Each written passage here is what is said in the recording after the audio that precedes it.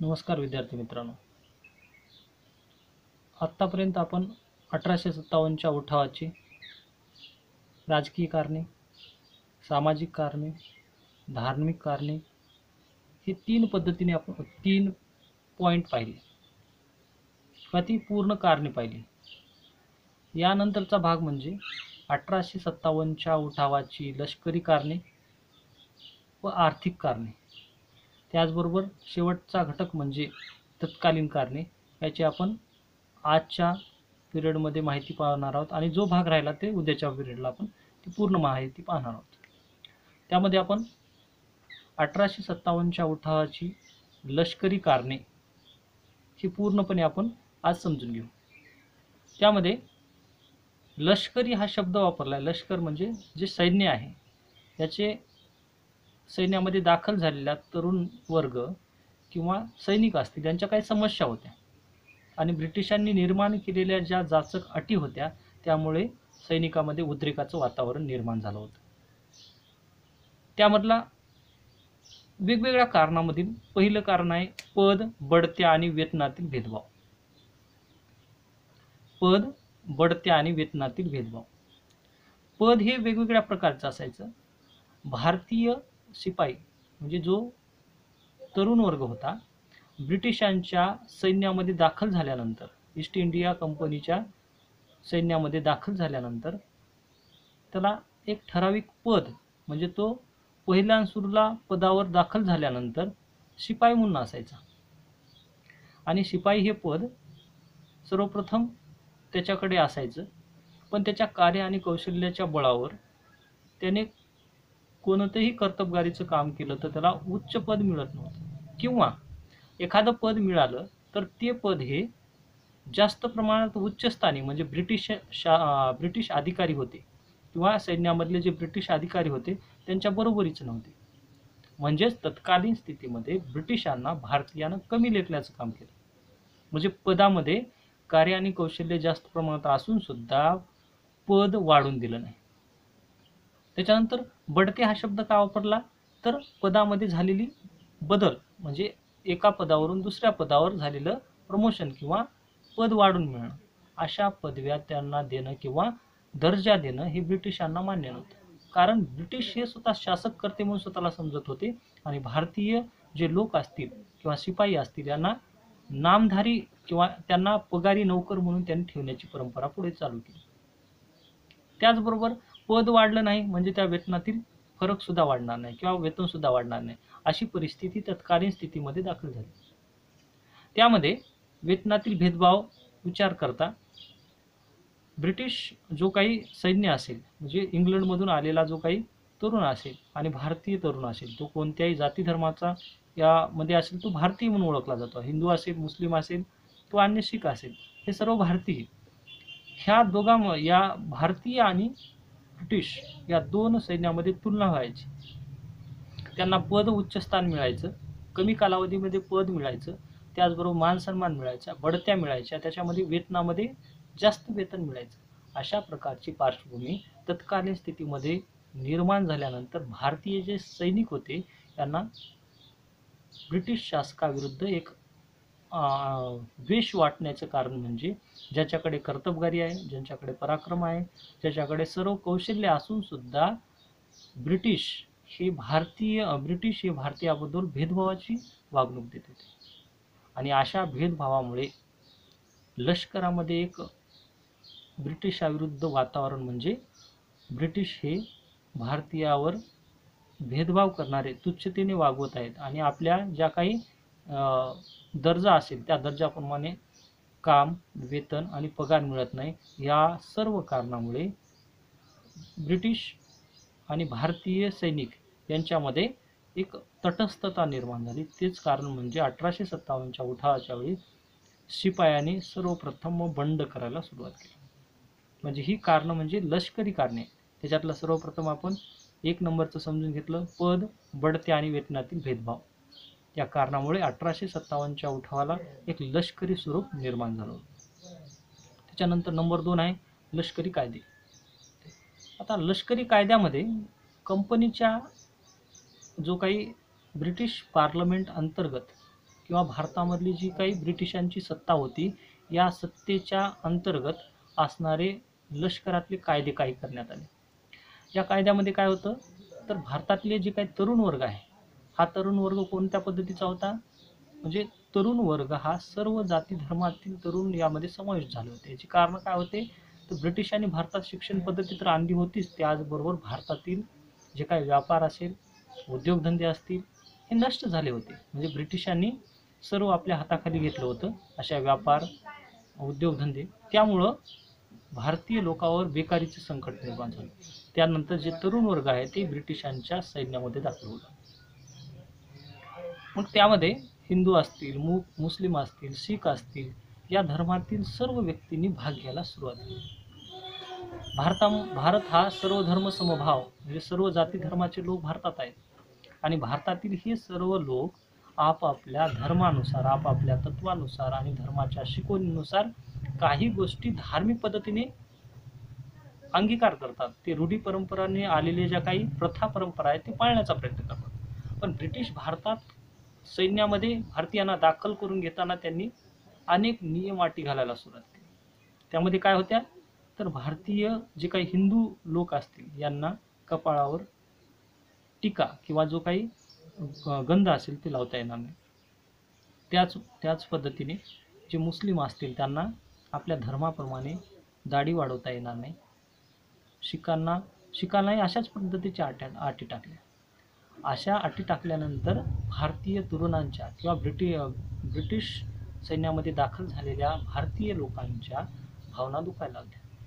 म्हणजे जे लोक भारतामध्ये रूढी परंपरागत आलेल्या कुटुंबापासून आणि समाजापासून किंवा आपल्या धर्माकडून आलेल्या परंपरा न पाळता ब्रिटिशांच्या तत्वानुसार त्यांना वागणं हे भाग पडू लागलं. आणि अशा भावनेमुळं सर्वांना एक ब्रिटिशाविरुद्ध एक असंतोष निर्माण झाला. म्हणजे जी कारणे लष्करी कायदे अशा पद्धतीची करण्यात आले. त्याचबरोबर दुसरं कारण काय होतं, तर भारतीय शिपायांना, म्हणजे भारतामध्ये जे सैन्याची तुकडी होती, या तुकडीला विदेशामध्ये सैन्याचे नेतृत्व करण्यासाठी किंवा त्या ठिकाणी युद्ध करण्यासाठी सुद्धा जावं लागत होतं.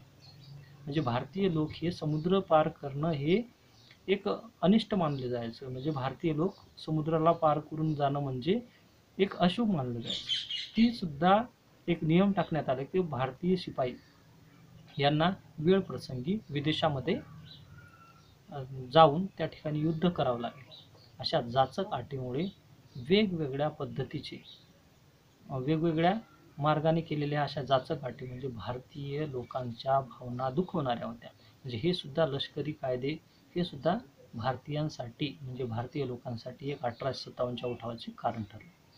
नंबर 3 आहे बेकार सैनिक.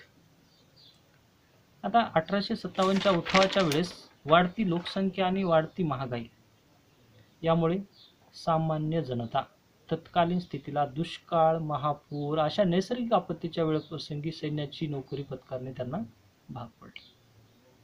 प्रत्येक व्यक्ती हा काही कारणानुसार त्याच्या क्षेत्र निवडतो, काही त्याच्या आवडीनुसार, तर काही त्याची मजबुरी असेल किंवा त्याला जे काही गरज नसताना ज्याला आवश्यक गरजा आहेत, म्हणजे ती केल्याशिवाय आपल्या कुटुंबाचा उदरनिर्वाह भागणार नाही, अशा प्रकारची पार्श्वभूमी तत्कालीन स्थितीमध्ये निर्माण झाल्यानंतर महागाई असेल, दुष्काळ असेल, त्याच्यानंतर एखादी कंपनी असेल किंवा छोटे लघुउद्योग असतील, असे बंद झाल्यामुळे संकट निर्माण झालं.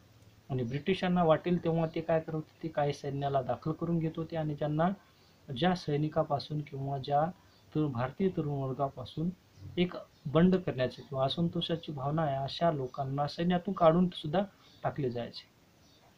जर सैन्याची संख्या कमी करायची असेल तर त्यांना विविध कारणे दाखवली जायची. कारणे कोणकोणत्या पद्धतीची होती, ब्रिटिशांना जे कारण वाटत होते, म्हणजे एखाद्यावर राजद्रोहाचा खटला दाखल करणे किंवा अन्य ज्या काही बाबी होत्या, अशा बाबीच्या माध्यमातून जे तरुण वर्ग होता हे सैन्यामध्ये दाखल झालेला त्यांना बाहेर काढलं जायचं. अशा बेकार सैनिकांना सुद्धा ब्रिटिशावर असंतोषाचे वातावरण निर्माण झालं. म्हणजे ज्या ब्रिटिशांनी आपल्याला सैन्यामध्ये दाखल करून घेतलं असे सैनिक त्यांना बाहेर काढल्यानंतर उपजीविकेचं साधन राहिलं नाही. अशा साधना च्या अभावी त्यांना ब्रिटिशाविरुद्ध असंतोष निर्माण झाला. आता त्याच्यानंतर पुढचं एक कारण आहे हिंदी सैनिकांना जाचक-अटी. आता आपण ज्या अटी सांगितल्या होत्या हिंदी सैनिकांना जाचक-अटी कशा पद्धतीच्या होत्या, तर हिंदी सैनिक हे आपल्या कौटुंबिक गरजा पूर्ण व्हाव्या म्हणून सैन्यामध्ये दाखल होते. या सैन्यामधील जे तरुण वर्ग असतील सर्व जाती धर्माचे होते. त्यामध्ये हिंदू असेल, मुस्लिम असेल, शीख असेल, याचा आत्ता उल्लेख आपण केला. अशा लोकांना, अशा धर्मातील तरुणांना सैन्यात दाखल करून घेतल्यानंतर त्यांच्याकडून ब्रिटिश शासक किंवा ब्रिटिशाविरुद्ध एकनिष्ठ तुम्ही राहिलं पाहिजे, किंवा त्याचबरोबर आत्ता सांगितल्याप्रमाणे कपाळावर हिंदूंना टीका लावणं किंवा जे काही गंध लावणं या गोष्टी अमान्य होते. मुस्लिमांना दाढी वाढवणं अशा पद्धतीच्या मागण्या होत्या, म्हणजे अशा जाचक-अटी टाकण्यात आल्या. त्याचबरोबर तत्कालीन स्थितीमध्ये म्हणजे ब्रिटिश हे भारतावर सत्ता गाजवणारा एक शासक नव्हते, तर जगातल्या अनेक देशावर त्यांनी वसाहती बऱ्याच ठिकाणची सत्ता आपल्या हातामध्ये होती.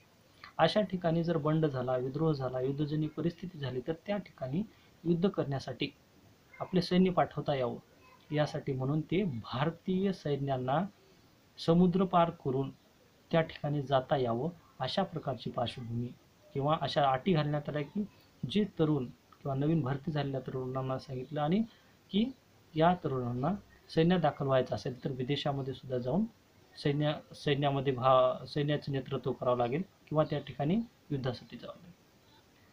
आणि 1857च्या अगोदरचा कालखंड म्हणजे भारतातील सामाजिक सुधारणा घडून आल्या नव्हत्या. त्या काळामध्ये कौटुंबिक स्थितीमध्ये बऱ्याच लोकांना वाटत होते की आपला काय प्रदेश असेल, आपला प्रांत असेल, हे सोडून समुद्र पार करून दुसऱ्या ठिकाणी जाणं म्हणजे जिवंत परत माणूस येईल का नाही अशा प्रकारची शाश्वती नव्हती.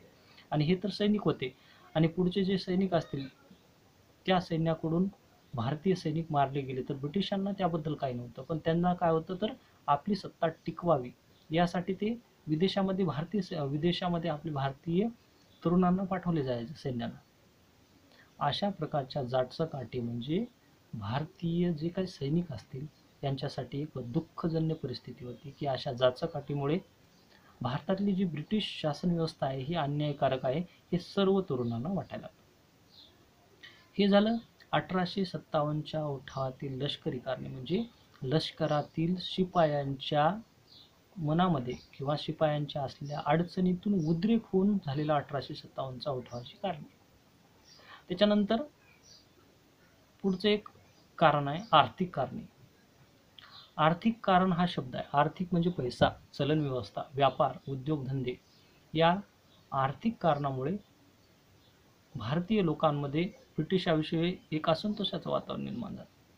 त्यामध्ये नंबर 1 आहे पॉईंट, भारतीय उद्योगधंद्याचा ऱ्हास झाला.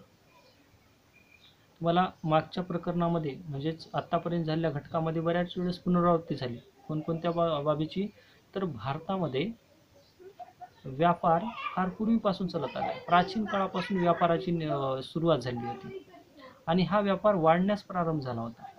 हा व्यापार कसा होता, तर जे काही मसाल्याचे पदार्थ असतील, त्यानंतर रेशीम कापड असेल, त्याच्यानंतर नीळ असेल, कापूस असेल किंवा सुगंधी द्रव्ये असतील, हातीचे दात असतील, लाकडी खेळणे असतील, अशा विविध साधनाचा वापर म्हणजे जे काही तयार झालेले किंवा नैसर्गिक पद्धतीने उदयास आलेले असे काही वस्तू आणि अशा वस्तू विदेशामध्ये विकल्या जायच्या आणि या वस्तूला विदेशामध्ये मागणी होती.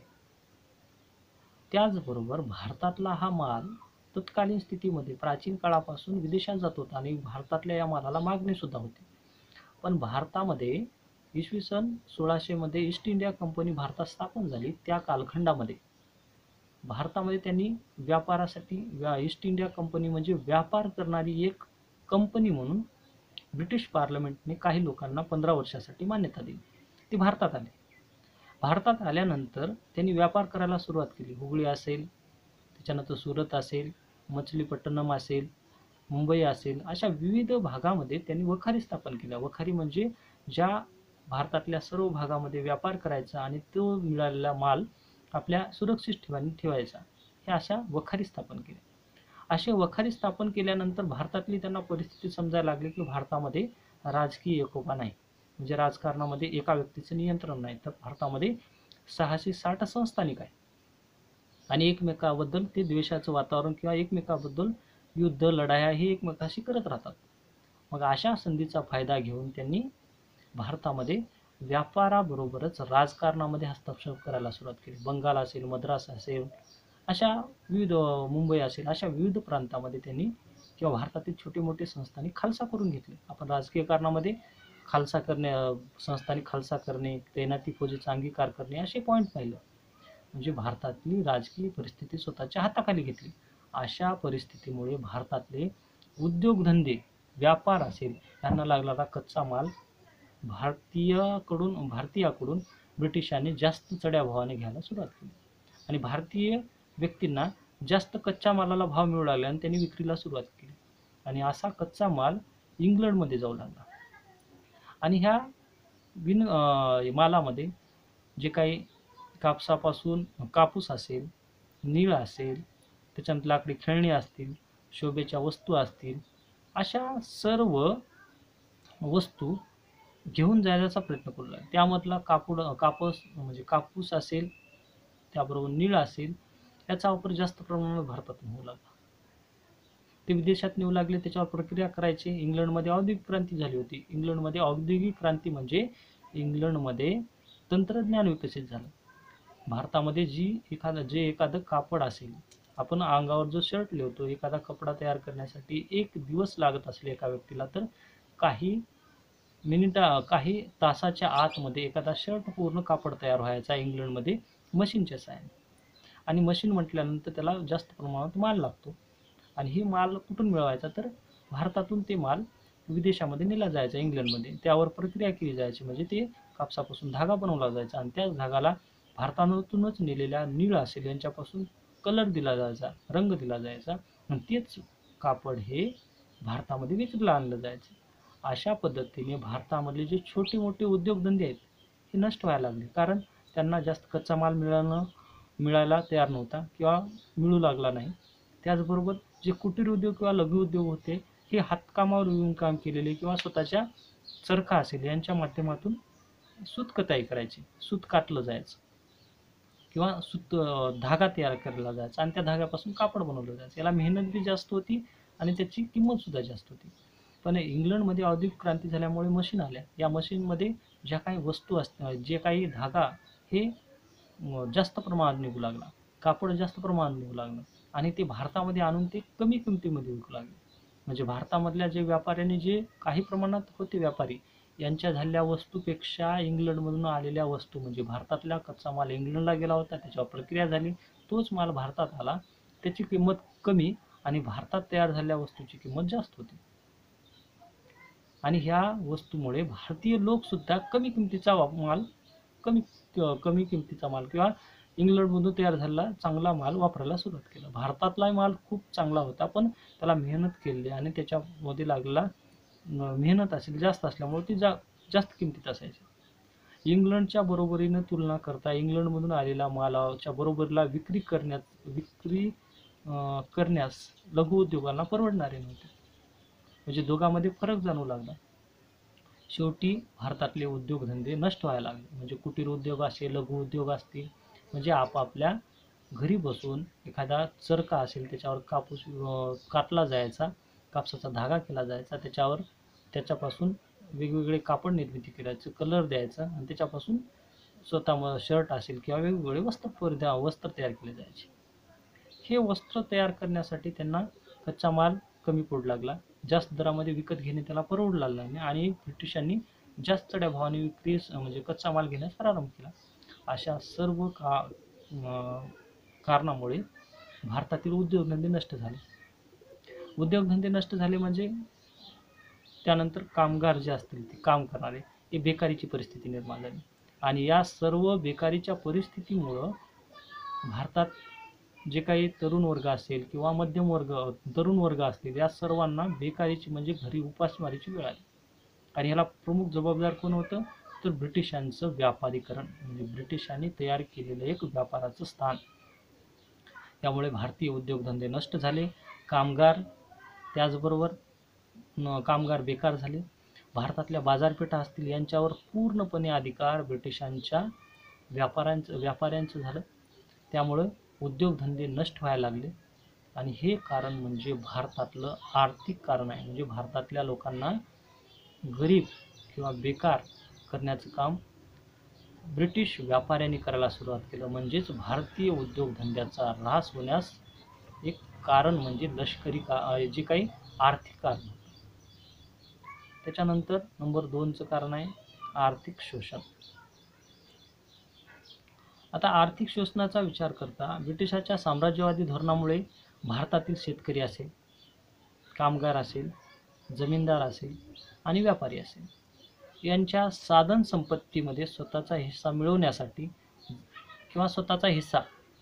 मिळवण्यासाठी त्यांच्यावर ब्रिटिश येण्यापूर्वी स्वतंत्रता होती.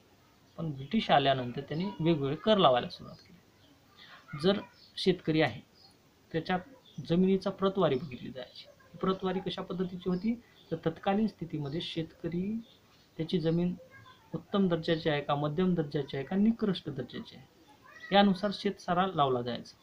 असा शेतसारा लावल्यानंतर भारतीय शेतकऱ्यांना कर देणं बंधनकारक ठरलं.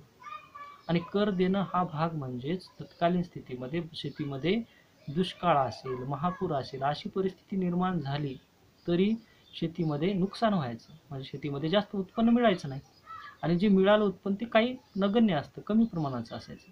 तरी पण ब्रिटिशांनी ठरवून दिलेला जो काही कर असेल, शेतीवर लावलेला कर असेल, महसूल असेल, तो भरल्याशिवाय जमणार नव्हतं किंवा भरावंच लागत होतं.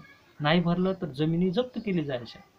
अशा प्रकारच्या जाचक अटीमुळे जमीनदार असेल, म्हणजे काय शेतकरी असेल यांचं आर्थिक शोषण व्हायला लागलं आणि भारतीय अर्थव्यवस्था कोलमडायला सुरुवात झाली. आता आर्थिक शोषणामध्ये जर विचार केला तर त्यामध्ये पुढचा घटक म्हणजे भारतामध्ये ज्या काही पिकं घेतले जायचं, या पिकं कोणत्या पद्धतीचे घ्यावं हा सुद्धा नियम ब्रिटिशांनी टाकून दिला.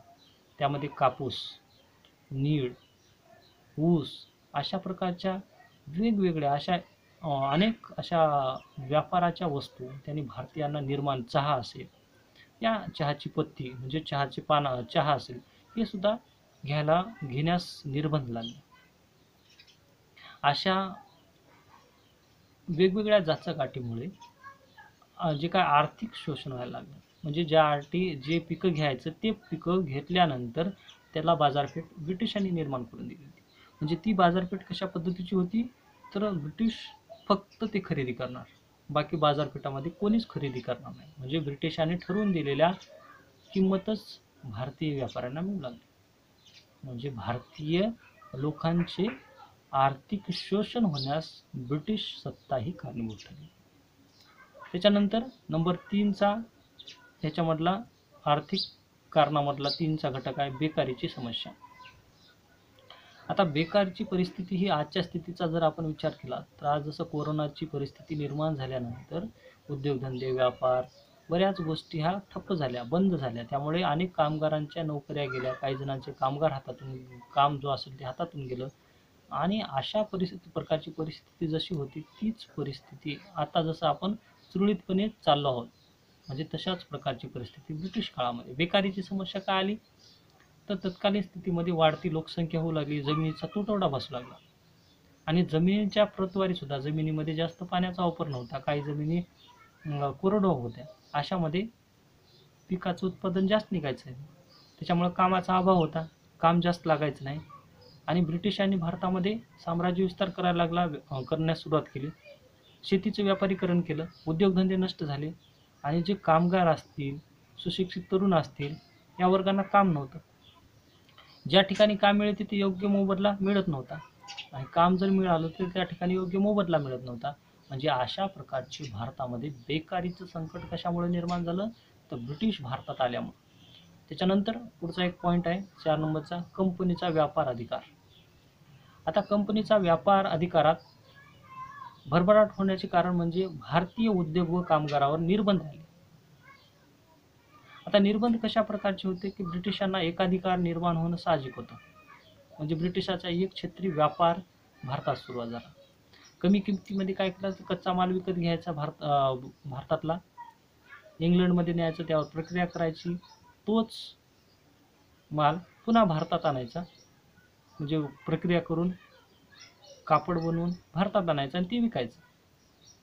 त्यामुळे कच्चा माल कमी किमतीमध्ये न्यायचा, त्यावर प्रक्रिया करायची, जास्त भावाने ते भारतात विकायचं, त्याच्यापासून नफा मिळवायचा.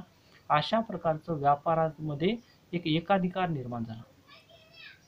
म्हणजे कंपनी ही एकच व्यापार करणारी एक बाजू निर्माण झाली. ते सर्व बाजूने आपला स्वतःचा विचार करूनच व्यापार करणं, म्हणजे भारतामध्ये व्यापार करणं आणि कच्चा माल घेणं आणि त्यावर प्रक्रिया करणं, व्यापार करणं, या सर्व बाबी ब्रिटिशांच्या हातामध्ये आल्या.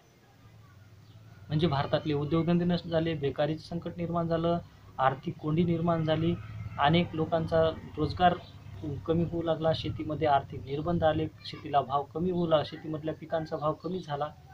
अशा प्रकारच्या कंपनीचा व्यापार अधिकार निर्माण झाल्यानंतर भारतातले सर्व घटक, म्हणजे शेतकरी असेल, कामगार असेल, जमीनदार असेल किंवा अन्य कोणी असतील, या सर्वांवर बेकारीचं संकट निर्माण झालं. हे कशामुळं? कंपनीचा व्यापार अधिकार निर्माण झाला. नंबर 5चा एक घटक आहे आयात निर्यात धोरण. आता आयात निर्यात धोरणामध्ये विचार करता भारत हा एक प्राचीन काळापासून तुम्हाला सांगितलं की व्यापाराचंच ठिकाण, म्हणजे भारतामध्ये कच्चा माल जास्त प्रमाणात असायचा. ही कच्चा माल वर प्रक्रिया करण्याची पद्धत भारतात पूर्वीपासून होती. पण ब्रिटिश भारतात आल्यानंतर त्यांनी कच्चा माल तर घ्यायला सुरुवात केलाच, त्याबरोबर भारतामध्ये जे काही उद्योगधंदे काही प्रमाणात टिकून होते, हे वस्तू निर्मिती करायची, आणि ज्या वस्तू निर्माण केल्या त्या वस्तू इंग्लंडमध्ये जायच्या किंवा युरोपातल्या अन्य राष्ट्रांमध्ये विकल्या जायच्या. पण ब्रिटिश हे समुद्रावर सुद्धा प्रभुत्व गाजवणार होते, म्हणजे समुद्र तट आहे याच्यावर सुद्धा त्यांचा अधिकार होता. म्हणजे भारतातून माल समुद्रमार्गाने विदेशात जायचा, त्याच्यावर सुद्धा निर्बंध लावले जायचे. त्यांचे जहाज असायचे, त्या जहाजामधून माल नेताना त्या मालाच्या दर्जानुसार त्याच्यावर कर लावला जायचा. म्हणजेच भारतातल्या जो काही व्यापारी असेल, विदेशामध्ये माल विक्री, म्हणजे ब्रिटिश भारतात येण्या अगोदर जो माल जात होता त्याच्यावर कमी प्रमाणात कर होता, पण भारतात आयात निर्यात करताना कर लावण्यास सुरुवात केली. इंग्लंडमधून भारतामध्ये माल येताना ब्रिटिशांचा त्यावर कर कमी होता, पण भारतातील उद्योगधंद्यांनी निर्माण केलेल्या मालावर कर लावला जाऊ लागला. त्यामध्ये भारतात निर्माण होणाऱ्या वस्तूवर 50 ते 70% कर लावला जाऊ, आणि या करामुळे भारतातील व्यापारी आणि उद्योगधंद्यांना वाटायला लागलं की आपण जो काही नफा मिळवतो तो सर्व नफा यांना द्यावा लागतो. अशा प्रकारच्या परिस्थितीमुळे आयात निर्यात धोरणाच्या अशा जाचकाटीमुळे भारतातील उद्योगधंदे नष्ट झाले. म्हणजे हे भारतातल्या व्यापार, उद्योगधंदे आणि अन्य लोकांचं आर्थिक शोषण करणं हा घटक निर्माण झाला होता. त्यानंतर पुढचा एक 6वा पॉईंट आहे शेतकरी व जमीनदार वर्गातील असंतोष. भारतातला प्रमुख व्यवसाय हा शेती आहे. भारत हा कृषीप्रधान देश म्हणून पूर्वीपासून ओळखला जातो. शेतीमध्ये ज्या काही शेतकरी असेल यांच्यावर जाचकाठी टाकल्या, कापडासाठी तुम्ही कापूस लावला, म्हणजे कापूस मिळवण्यासाठी त्यांनी ब्रिटिशांनी सांगितलं की तुम्हाला कापूस लावलाच पाहिजे, शेतामध्ये निळीचं उत्पादन घेतलंच पाहिजे, आसामसारख्या भागामध्ये चहाचं उत्पादन घेतलंच पाहिजे.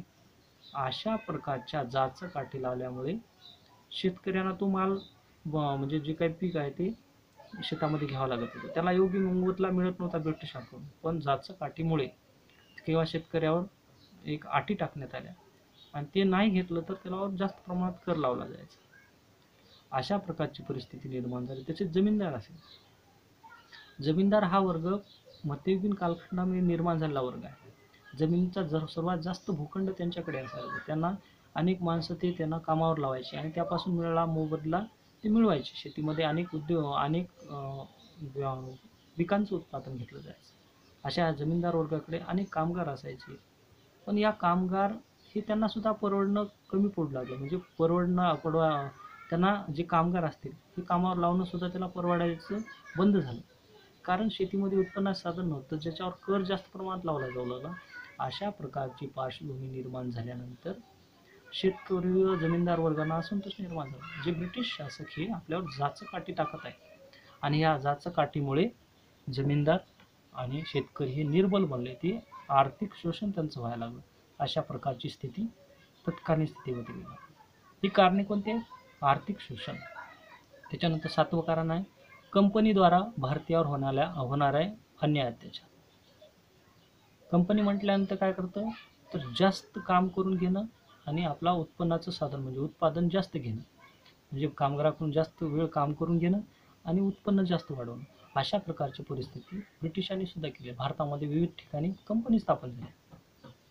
अगोदर इंग्लंडमध्ये कंपन्या होत्या, पण भारतातला कच्चा माल तिथपर्यंत नेणं म्हणजे ट्रान्सफर करणं, पुन्हा त्याच्यावर प्रक्रिया करणं, भारतात आणणं, अशा प्रकारचा जास्त वेळ खर्च होणारा होता, त्याच्यावर आर्थिक जास्त खर्च होणार होता. अशा कमी करण्यासाठी त्यांनी भारतामध्ये काय केलं, तर कंपन्या स्थापन केल्या.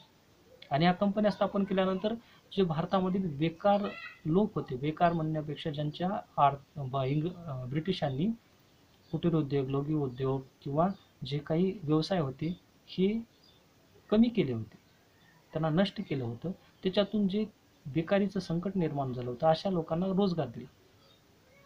त्यामुळं ब्रिटिशांना भारतामध्ये कंपनी स्थापन करता आली, कामगारही मिळाले, त्याच्यानंतर कच्चा मालही मिळाला, त्याचबरोबर त्यांनी आर्थिक बाजारपेठ बी मिळाली. म्हणजे ज्या वस्तू निर्माण करत आहोत त्या भारतात सुद्धा विकल्या जायच्या आणि उरलेल्या वस्तू विदेशात विकल्या जायच्या.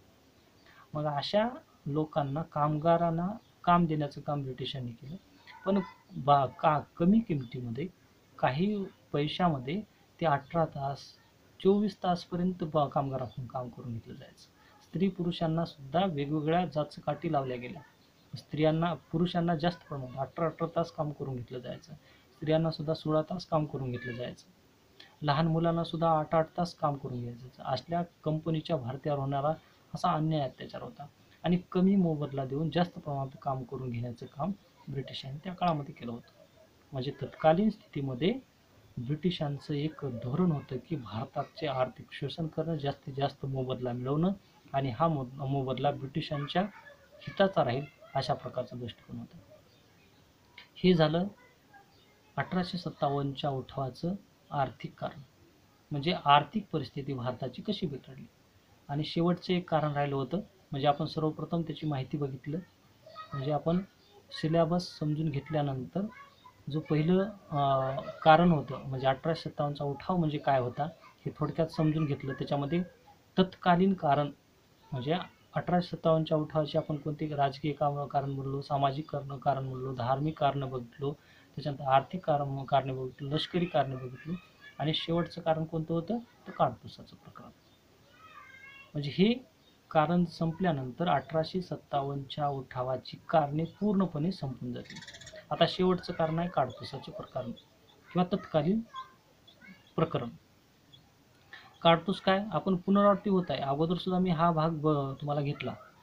काडतुसाचं प्रकरण म्हणजे कशा पद्धतीचं प्रकरण होतं, तर 1857च्या उठावाच्या वेळी, म्हणजे 1857 उठाव होण्या अगोदर मंगल पांडे या शिपायाने काडतुसाच्या प्रकरणामध्ये सहभाग घेतला होता. त्यामध्ये काय होतं, तर ब्रिटिशांनी रॉयल एनफिल्ड नावाची एक नवीन बंदूक आणली होती, आणि त्या बंदुकीमध्ये जो बारूद असतो, जसं आपण आता एखादी बंदूक वापरताना त्याला गोळी वापरतो, तशा पद्धतीने ब्रिटिश काळामधल्या ज्या रॉयल एनफिल्ड बंदूक होते त्यामध्ये बारूद भरला जायचा. जसं आपण दिवाळीमध्ये जे बॉम्ब वापरतो त्याच्यामध्ये पांढरा जो ज्वलनशील पदार्थ असतो, हे त्याच्या भोवती काय असतं, तर एक कागदाचं आवरण असतं.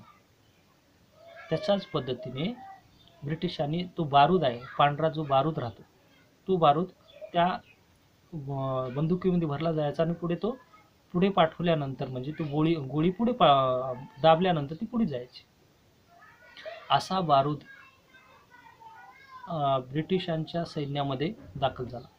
आता तो बारूद कशामध्ये ठेवायचा, तर त्यांनी काय केलं, तो गरम ठिकाणी, म्हणजे जो कापड असतं, कापड कसं असलं पाहिजे, तर थंडीच्या वातावरणामध्ये किंवा जे काही पाणी असेल यामध्ये सुरक्षित राहावं म्हणून जे काही चामडी असेल त्याच्यामध्ये ते टाकायचं आणि त्याला पूर्णपणे बंद करून ठेवायचं.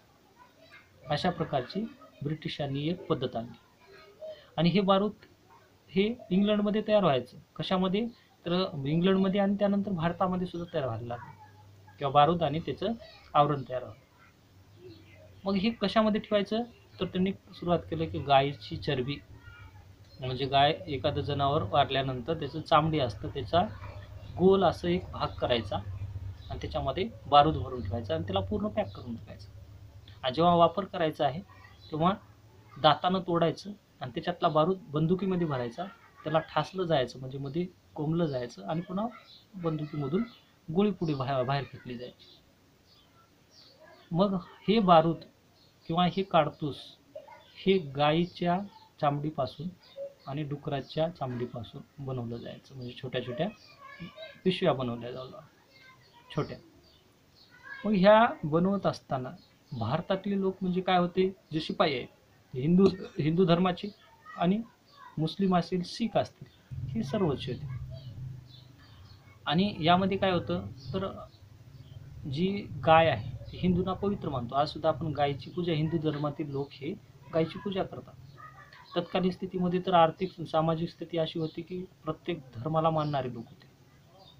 त्यांनी गायीपासून निर्माण झालेली चामडी आहे, गायीपासून घेतलेली चामडी आणि त्याच्यामध्ये बारूद घेतला आहे आणि हिंदी सैनिकांनी ते तोडली म्हणजे ती धर्म बाटला असं मानलं जायचं. आणि अशी परिस्थिती निर्माण झाली की हिंदू सैनिकांना वाटायला लागले की आपला धर्म ब्रिटिश हे बुडवण्याचा प्रयत्न करत आहे. आणि मुस्लिमांना काय वाटायला लागलं, तर डुक्कर हे मुस्लिमांसाठी निषेध मानलं जातं. म्हणजे मुस्लिम हे डुकराच्या त्याला स्पर्श झाला तरी सुद्धा एक आपला धार्मिक भावना दुखवल्या किंवा तो त्याला पुन्हा ती निषेध बाळगतात. अशा प्रकारच्या दोनही धर्मातील लोकांना ब्रिटिशांचं हे धोरण पटणारं नव्हतं. गाय ही हिंदूसाठी पवित्र आणि मुस्लिमासाठी डुक्कर हे निषेध होतं. अशा प्रकारची पार्श्वभूमी निर्माण झाल्यानंतर भारतीय लोकांमध्ये असंतोषाचं नवे वातावरण निर्माण झालं. मंगल पांडेने सर्वप्रथम काय केलं, त्याला विरोध करायला सुरुवात केलं. मंगल पांडेने विरोध केल्यानंतर अशा प्रकारची परिस्थिती निर्माण झाल्यानंतर मंगल पांडेची एक बटालियन होती. त्या बटालियनच्या 34वी बटालियन बराकपूर येथील बंगालच्या भागामध्ये बराकपूर येथे एक बटालियन होती. त्यांनी 29 मार्चला त्याला विरोध करायला सुरुवात केली की आम्ही ही बंदूक वापरणार नाही, अशा प्रकारचं काडतूस आम्ही दातानं तोडणार नाही.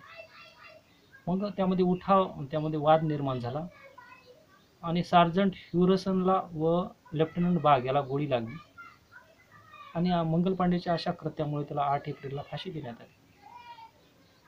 मग हे 8 एप्रिलला फाशी दिली की त्याच्यानंतर 24 एप्रिलला एक काडतूस वापरण्यास मेरठच्या सैनिकांनी नकार दिला. पुन्हा सैनिकांनी नकार दिला. मग ह्या नकार दिल्यामुळं ब्रिटिशांनी सर्व अशा 85 सैनिकांना म्हणजे त्या बटालियनच्या एका मेरठच्या बटालियनच्या सैन्याला 85 सैनिकांना 10 वर्षाची शिक्षा ठोठावली. कारण काय होतं, तर ब्रिटिश शासक किंवा सैन्याची अवमान केल्याबद्दल. मग हे सर्व सैनिक त्यांना शिक्षा झाली. त्याच्यानंतर 10 मेला 1857च्या उठावाला खऱ्या अर्थानं सुरुवात झाली आणि मेरठच्या सैनिकांनी एक विद्रोहाचं वातावरण निर्माण केलं आणि जे सैनिक तुरुंगात होते म्हणजे आपले सहकारी, जे ब्रिटिशांनी त्यांना राजद्रोहाच्या खटल्याखाली टाकलं होतं, ब्रिटिश शासकाचा अवमान केला असं घोषित केलं होतं, त्यांना सुटका केली आणि 12 मेला 1857च्या उठावाचं एक सुरुवात झाली आणि दिल्ली काबीज करण्यात आली. म्हणजे 1857च्या उठावाची कारणे ही होती आत्तापर्यंतची. कोणकोणती होती? 1857च्या उठावाची राजकीय कारणे, सामाजिक कारणे, धार्मिक कारणे, आर्थिक कारणे, लष्करी कारणे आणि त्याच्यानंतर हे तत्कालीन कारणे. ही सर्व कारणे म्हणजे 1857च्या उठावाची कारणे. आणि ही कारणे आपण आत्तापर्यंत भाग पूर्णपणे पाहिला. त्याच्यानंतर उद्याच्या ज्या प्रकरणामध्ये आहे आपण 1857च्या उठावाची स्वरूप किंवा दिशा म्हणजे कशा पद्धतीने 1857चा उठाव पसरला याबद्दल पूर्ण माहिती आपण पाहणार आहोत.